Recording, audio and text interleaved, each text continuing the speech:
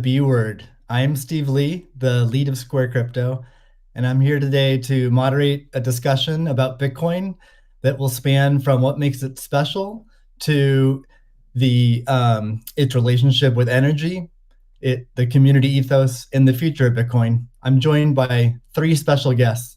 The first is Kathy Wood, founder, CEO, and CIO of ARK Invest. Next is Elon Musk, techno king of Tesla and chief engineer of SpaceX. And finally, Jack Dorsey, CEO of Square and CEO of Twitter. So we have a lot to talk about today. So let's get to the talk and get right to it. I'm going to start off by asking each of you a question, which is what's shaped and influenced your views on Bitcoin? And let's start with Kathy. Okay, Steve, thank you. Well, the first thing was our focus on disruptive innovation. So starting in 2011, Brett Winton, our director of research, who I know will be on the program later, he started talking about this thing called Bitcoin at the time. And it was a curiosity as we were doing our brainstorms in research. But as we learned more about this open source ecosystem, that might fulfill the role of the payment system that the internet neglected to build into the system, not expecting commerce. We thought, this might be something. And then I became even more interested when I realized that my economics would come into play as well here. And Art Laffer, my mentor from USC, and a monetary scholar. In 2014, I asked him if he would collaborate on a paper on Bitcoin. And he was a bit of a naysayer at first, but agreed to read the paper. He read the paper, tore it up, and from an economics point of view, really wanted to understand this. And he said, I think you got something here. This is a rules-based monetary system. I've been waiting for this for my entire career. So the combination of disruptive innovation generally, economics on top of that, and the huge misunderstanding out there as to what this is, that was intriguing and launched our research effort. Thank you. Elon, what's influenced your views on Bitcoin? Well, I've thought about money for quite a while, obviously since the PayPal days. And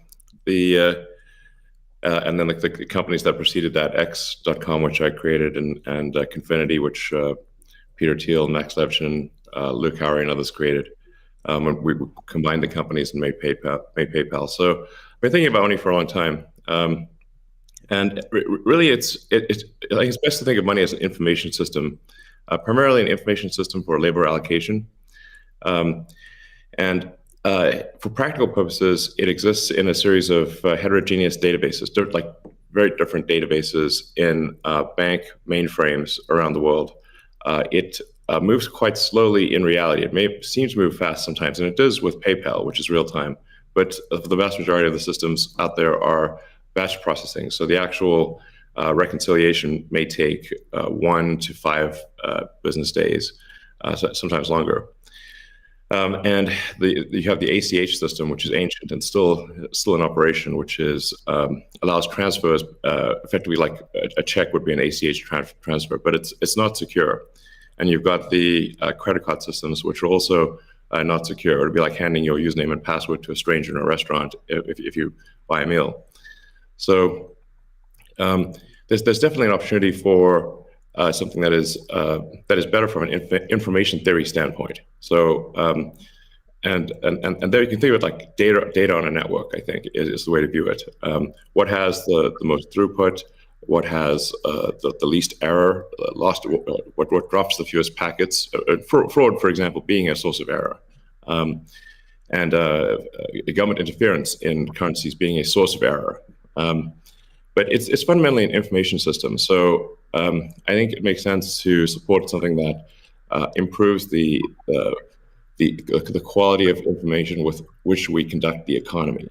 And Bitcoin is a candidate for that. It does, I think, some things Well, and it's obviously it's evolving, and there are additional things like Lightning being done on top of Bitcoin.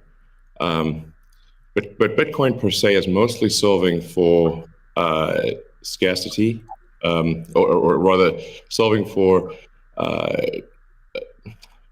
essentially having no throat to choke, decentralized. So there's no one who can be coerced in any way to empty their Bitcoin account. Well, I guess they could technically, but on an individual basis, but the system as a whole cannot. Um, and it has an open ledger, which is also quite good. But transaction volume is low. Transaction cost is high, and usability for the average person is not yet very good. But it has a lot of potential. And I should say that, like, I'm not, and I apologize for taking a long time, but there certainly is a lot to say. In general, I'm a supporter of Bitcoin, and the idea of cryptocurrency in general. But as I've said publicly, we do need to watch out for crypto taking, especially Bitcoin, using proof of work to maybe use energy that's maybe a bit too much, and not necessarily good for the environment. So, but on balance, I support Bitcoin, and I'm not an investor. The only publicly traded stock I own is Tesla, and the only significant thing I own outside of Tesla is my SpaceX stock that could help create both companies. So, but apart from that, I do own Bitcoin, and Tesla owns Bitcoin, SpaceX owns Bitcoin, and I do personally own a bit of Ethereum and Dogecoin, of course. So. Okay, great. Thank you. And we'll get into some of those issues in more depth as well. Jack, how about you? What shaped your views of Bitcoin? The network and the community. It's deeply principled. It's weird as hell. It's always evolving, and it just reminded me of the internet when I was a kid. And I encountered alt cypherpunks when I was fairly young, and this was a topic of discussion for years. I didn't touch it until 2008 when we started Square. Elon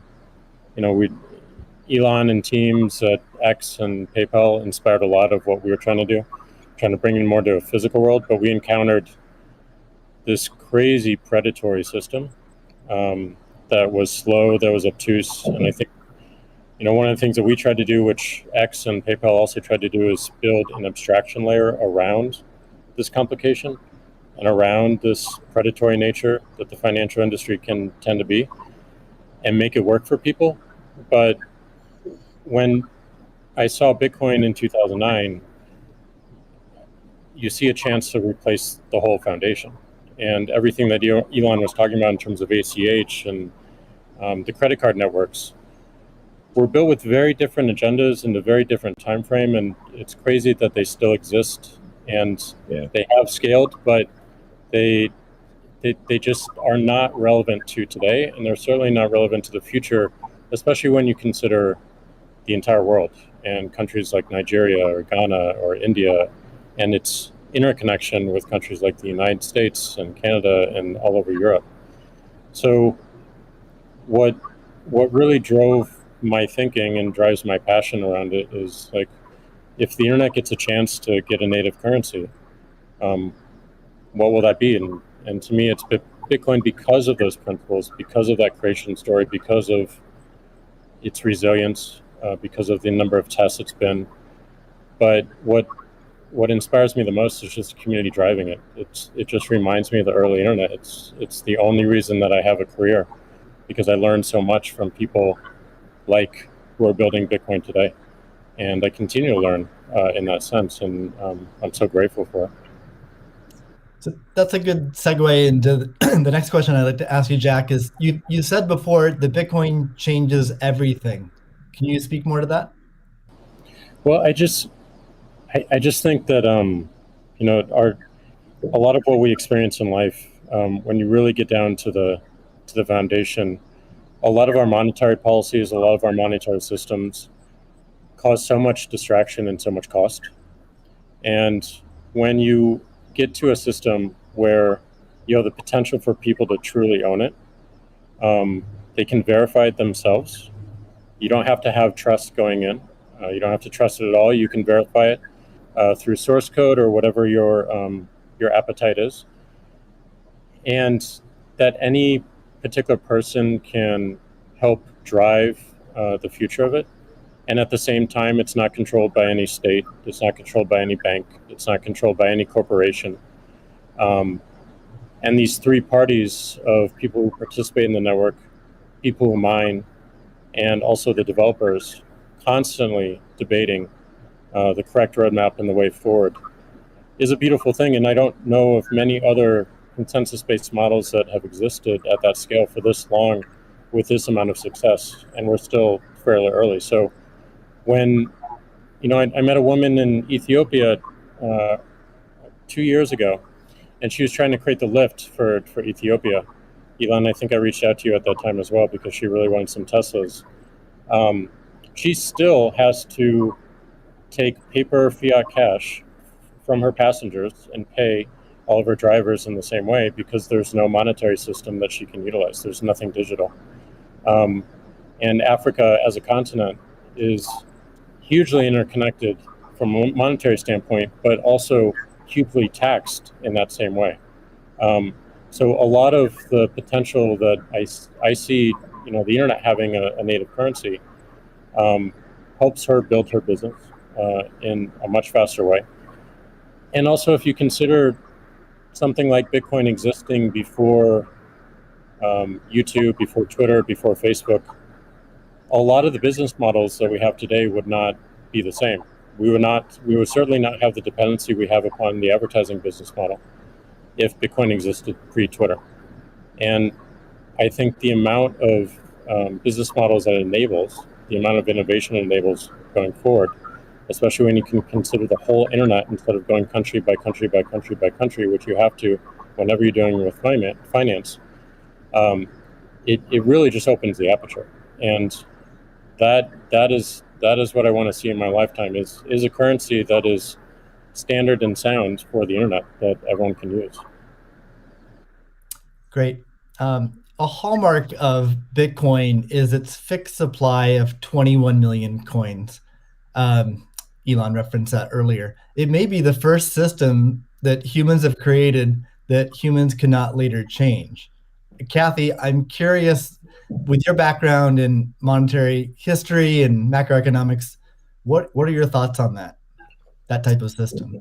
Oh, well, I'll recount the story about Art Laffer and our going through the paper, and he said, as I said, first rules-based monetary system, global, ever.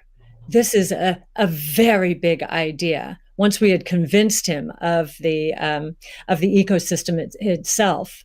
Now, this is the role that it's playing, given that the rule is a quantity rule, that 21 million units, is really a store of value role. So there are three roles of money. Store of value, very important. The means of exchange, so for transactions, and the unit of account. Every good priced in terms of whatever the unit is. So store of value is its primary use right now. The others exist. Unit of account, reserve currency of the crypto asset ecosystem. That's being seeded a little bit towards stable coins right now. But the store of value is a very big role. And means of exchange with apps built on top of the Bitcoin blockchain, we think is going to become more of a reality. Right now, high value transactions take place over Bitcoin, and that is a very useful role. So we look at those, and I remember saying to Art, "How big could this be?" And he said, "Well, how big is the U.S. monetary base?" Well, today it's $8 trillion. $8 trillion. At the time we were talking, it was $4 trillion. So we've gone through another crisis since then. And so the store of value, this idea that purchasing power will go up over time if demand rises relative to supply ultimately fixed at 21 million units. That's a very good thing. Purchasing power going up globally around the world.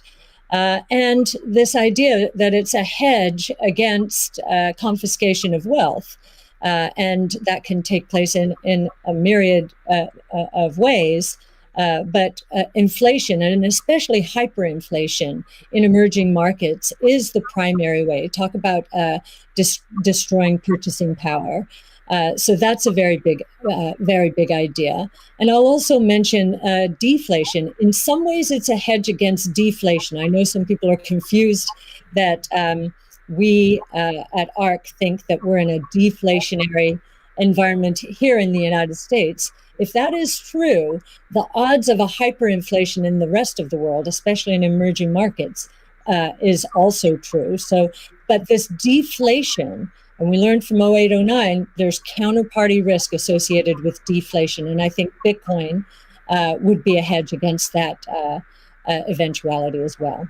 So it's a very big idea. Right. I suspect among us, there's not a lot of debate about Bitcoin's potential as a store of value. But Jack, you referenced earlier it being or becoming the native currency of the internet. Can you speak more to that, and also how it relates to maybe how institutions think about it? Yeah, I mean, like just simple example. If I happen to be in Ghana and my family's in Nigeria, currently I can take anywhere from and I need to send money back. Anywhere from 10 to 30% off the top just to send that money back. Whereas if you just focus on the worldwide remittance problem, Bitcoin solves so many of those problems today instantly without having to go through any intermediaries or any slowness or complicated systems that a corporation or a state created. So I think having sound money that is separate from the state is the idea. Having it completely verifiable by everyone, including the state, including corporations, including individuals, including developers who want to build on top of it, is quite powerful, and that's what keeps it secure and strong. And I think that's we need more of that, which is why this one of the reasons why this conversation is so important is as entities come into the space, it's not just buying an asset and holding on to an asset and treating it as an investment. There's something special that created this, and something precious and something very unique, which has to be protected, and we need to do whatever we can to help that thrive as well. Elon, I'm curious your opinion on this. You mentioned earlier about Bitcoin's throughput, or the importance of throughput, maybe some concerns around Bitcoin. Can you speak? Do you think Bitcoin can become peer-to-peer cash? Well, Bitcoin does have a fundamental scarcity limit at the base layer that's designed in. That doesn't mean you can't have some layer 2 system in theory like Lightning. And I understand Lightning is doing well in some small countries. There's some question mark as to whether you need a money transmitter license. Just a debate as to whether that's needed, given that it is not open ledger. So that's a whole separate debate, of course. But Bitcoin by itself simply cannot scale to be the monetary system for the world at base layer. But with a second layer, this is possible depending upon how that second layer is implemented. That's part of why I think there may be some merit to something that may seem silly, like Ethereum, like Dogecoin. I think Ethereum also, the three things I own outside of SpaceX and Tesla, and obviously it's a Neuralink and Boring Company, but of any significance are Bitcoin by far, and then some Ethereum and some Doge.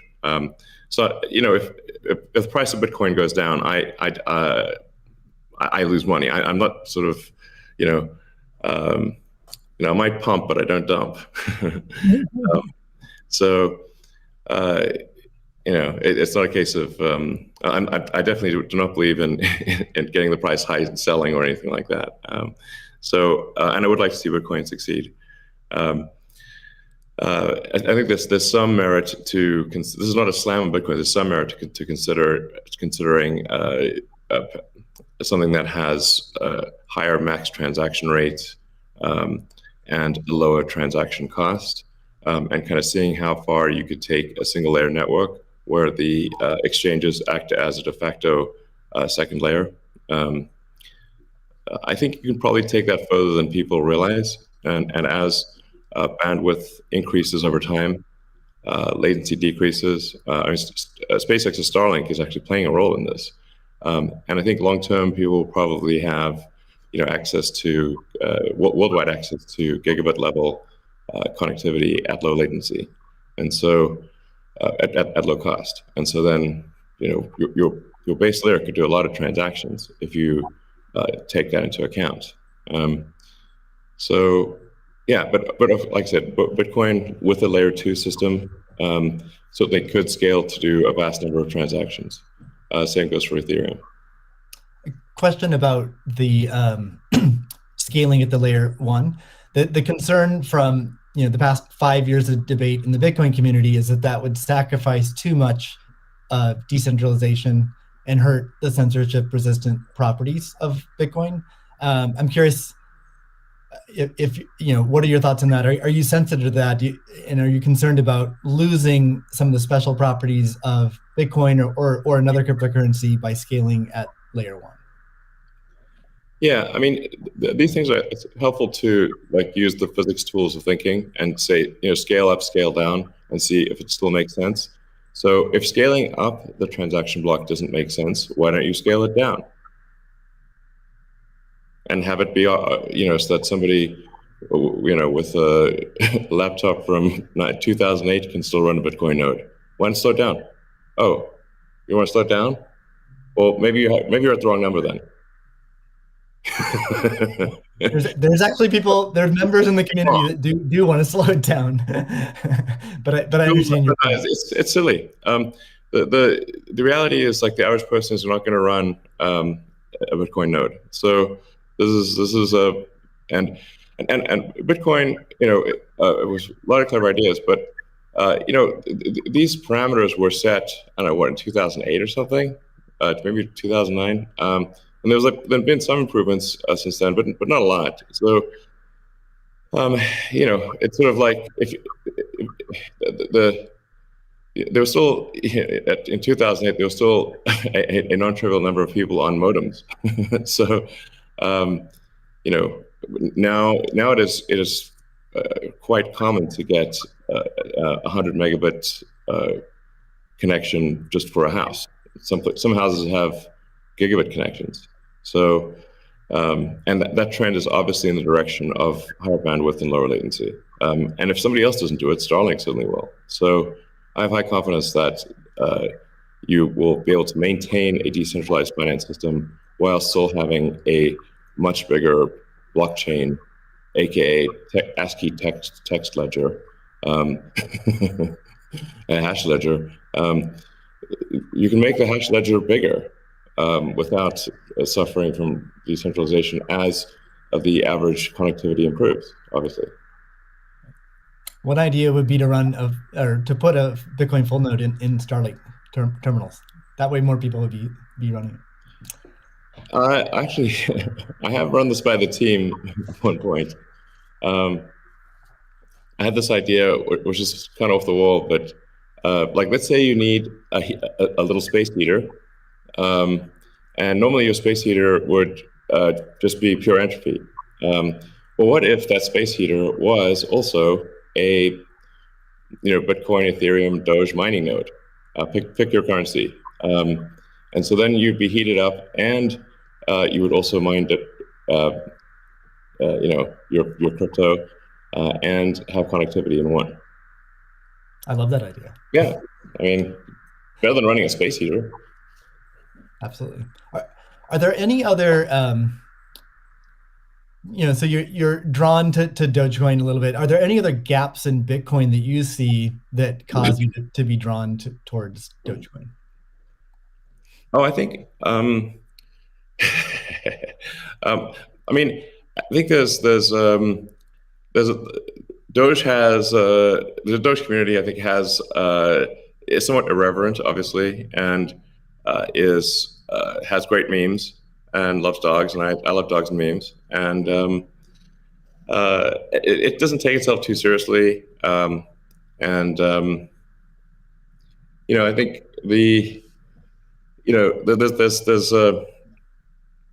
there's Occam's razor, which is the simplest answer is the most likely. It's a summary of Occam's razor. The simplest answer is the most likely one. Then there's a friend of mine came up with a variant on that the most ironic outcome is the most likely one. And then I have a variant on that, which is the most entertaining outcome is the most likely one. So if that is true, then the most ironic and entertaining outcome would be that the cryptocurrency that was started as a joke to make fun of cryptocurrencies ends up being the leading cryptocurrency. That would be the most ironic outcome. Jack, what are your thoughts on that? Is Bitcoin resilient enough to overcome that?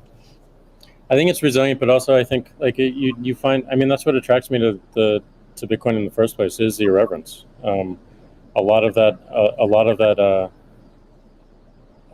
that just brings it forward, and at first go it makes it a little bit inaccessible, but as people get into it, it makes it more accessible and more spreadable. And I absolutely think the resilience is there. I think it's important to have fun as well, and anyway folks can express themselves. I think that goes back to the main idea of like how do we create a native currency for the internet? Anything that goes towards that path. Like that's whatever wackiness or fun we can have along the way. That's going to make it a lot more enjoyable, and it's going to make a lot more people want to use it. I'd also point out there's nothing stopping someone from creating a Bitcoin wallet that's like fun and has memes, has dogs. That's possible as well. Great. Let's move on right now at this point. Let's move on to the next topic, which is Bitcoin and energy. It's a really hot topic that lots of people are talking about. Let's start with Elon. You've been vocal on this. You've said that. I mean, you said many things about it. You've also said that Tesla will resume payments in Bitcoin payments if the renewable energy is approximately 50% and sort of looks like it's on a positive future trend. What do you think the state of things are with respect to that? Yeah, so I do think that there appears to be a positive trend in the energy usage of Bitcoin. Actually, part of this is due to the drop in Bitcoin price. I mean, what I observed, or what I thought I was seeing, there may be some disagreements on this, but from when Tesla announced that it had acquired Bitcoin and was doing Bitcoin transactions, there was a massive run-up in the Bitcoin price. And also a massive increase in the amount of energy used to mine Bitcoin. And I think I understand renewable energy quite a bit. I mean, Tesla does solar and interacts with a lot of wind generation through our mega pack because basically need to store energy from wind and from solar. So we're pretty plugged into the renewable energy industry. And there's just no way that you could basically double or triple the amount of energy in such a short period of time with renewables. You could shovel coal that fast. And so I was like, look, this is too sketchy. Tesla's mission is accelerating the advent of sustainable energy. We can't be the company that does that and also not do appropriate diligence on the energy usage of Bitcoin. So all I did was I said, look, we're going to suspend Bitcoin transactions for now. We're not selling any Bitcoin, nor am I selling anything personally, nor is SpaceX selling any Bitcoin. Again, I want to emphasize SpaceX, Tesla, and I own Bitcoin. I also own a little bit of Ethereum and Doge, but the companies just own Bitcoin, and the Bitcoin that I own is worth much more than the Ethereum or Doge. So clearly, if I'm if these actions negatively affect me financially, if I was purely financially motivated, then I would not express this reticence about Bitcoin energy usage. Now, it looks like Bitcoin is shifting a lot more towards renewables, and a bunch of the heavy-duty coal plants that were being used, unequivocally being used, this is not a question mark, have been shut down, especially in China. So I think it's probably, I we want to do a little bit more diligence to confirm could confirm that the percentage of renewable energy usage is most likely sort of at or above 50%, and that there is there is a trend towards increasing that number. And if so, then Tesla will resume Bitcoin, accepting Bitcoin. Yeah. So I think we want to just do a little bit more diligence, and I think, but most likely the answer is that Tesla would resume accepting Bitcoin. Most likely. That's great to hear. I would agree with that. Kathy? Yeah, may I ask a question? Elon, I'm not quite sure if you saw the paper that Square and ARC did together on making Bitcoin mining a part of a utility, a broad-based utility ecosystem, whereby, the overage from sunshine or wind powers the Bitcoin mining machine, thereby enabling the proliferation of renewables to a much faster extent or at a faster rate than otherwise would be the case. What do you think of that? Well, the problem is that in order to operate so-called mining or hashing rigs, in order to operate a bunch of hashing rigs, effectively, you have to run them 24/7, which means you need base load. You can do that with solar and wind plus battery, but if you only did it based on solar or wind overage, your hashing rig utilization would be much less. So you'd be at a disadvantage. Sure, hydro or geothermal are great as renewable means. I'm also pro nuclear. I think modern nuclear power plants are safe, contrary to what people may think. I really think it's possible to make very, very extremely safe nuclear. I'm talking about fission. You don't need fusion.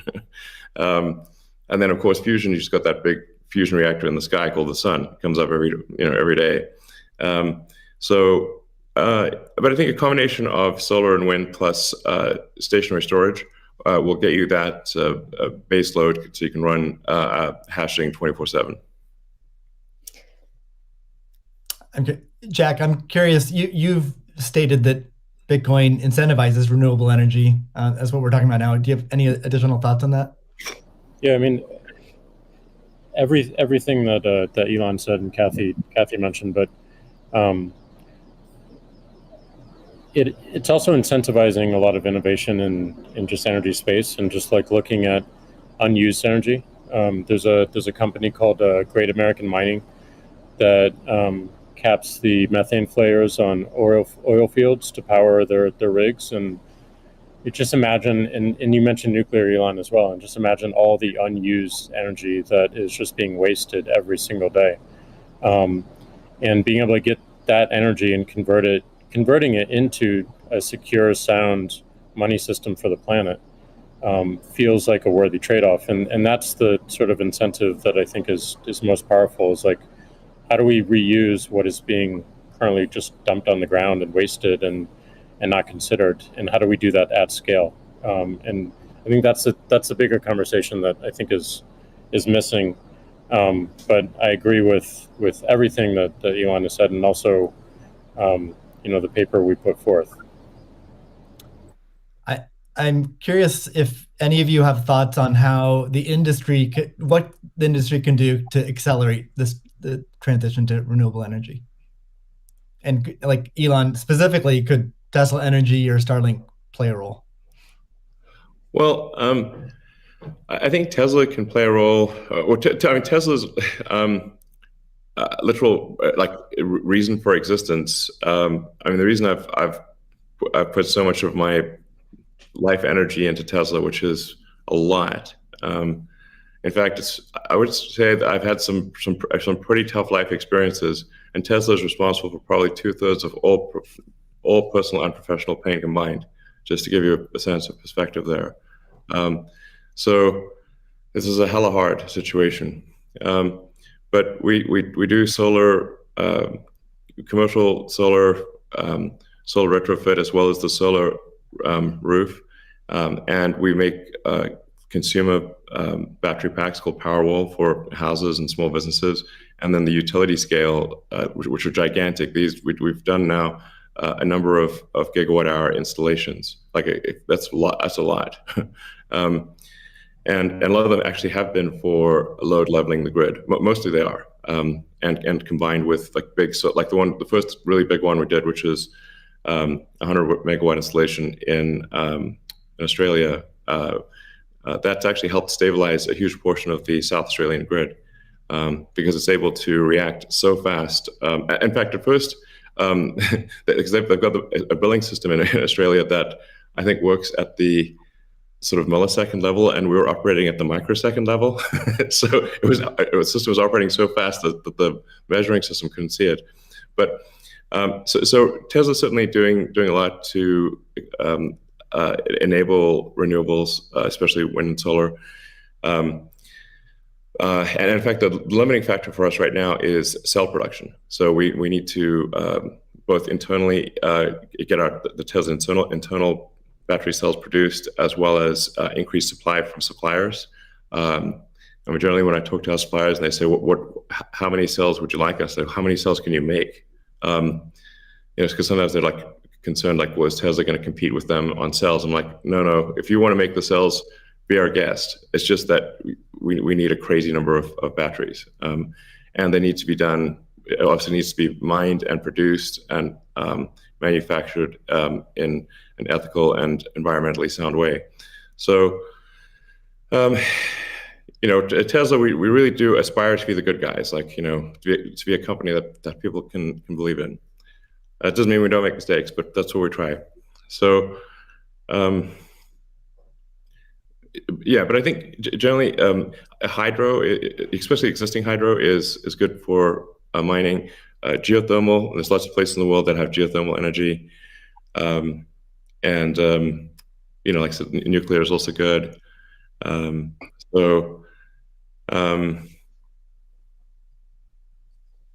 think just I'm like as I said earlier, the expectation is not like that the energy production must be pure as the driven snow, but it must it can't be using. It also cannot be using the world's dirtiest coal, which was for a moment there. That's just difficult for Tesla to support in that situation. So I think. But I do think long-term renewable energy will actually be the cheapest form of energy. It just doesn't happen overnight. But as long as there is a conscious and determined and real effort by the mining community to move towards renewables, then obviously Tesla can support that. That's great. Kathy, we've been talking a lot about energy, but many institutions are facing questions around Bitcoin's relationship with ESG. Can you maybe speak a little bit more to what is S and G in ESG and how Bitcoin might support those? Sure. So E, of course, is environmental, S is social, and G is governance. And there is a massive movement afoot in the institutional world, especially, to embrace ESG and make sure that their asset managers are doing the same. So if we've just talked about environmental, and I really do believe that Bitcoin will be much more environmentally friendly, certainly than traditional gold mining or the traditional financial services sector. In many ways, it already is, and it's just going to get better that way. In terms of social, I know that many institutions, when they are thinking of social, they think of diversity and equity, pay equity, and all of that. But from our point of view, the disruptive innovation point of view, social is much more than that. It is saving lives, of course, autonomous technology, that would be another topic for Elon.